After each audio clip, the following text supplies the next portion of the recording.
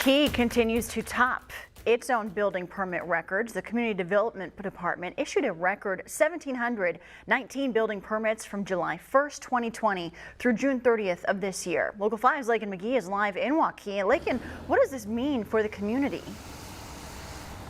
This means the city of Waukee is growing. So just think of the economic impact with that. To put it into perspective for you, the sign right here behind me, well, it shows all the lots that were for sale. Now, most of them sold, and even down the street is more just like this, proving that Waukee is not slowing down.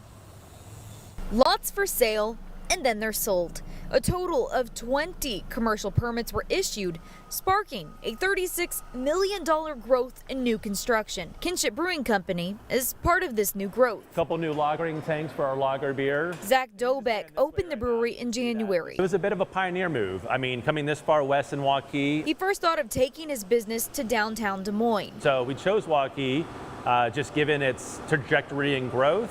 When we went to go build our brewery, to it finally opening up, a lot more folks have been moving on this side of town. Not only is it a production facility, but there's a patio and a half-acre dog park. The city of Waukee was super helpful. It really goes back almost 4 years ago when I sat down with Brad Dietz. So I paid a visit to Brad at the Community Development Services. We're about $315 million this year, which is about $100 million over our previous best year, which was last year's. He says this is because Waukee is at a population point where it makes sense to build commercially.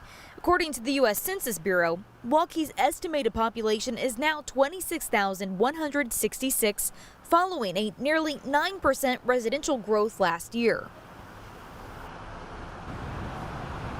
And speaking of residential growth, of those 1,719 permits that were issued, 593 were for single family homes and 252 were for townhomes. So this means Waukee saw the highest amount of growth for single family homes in history.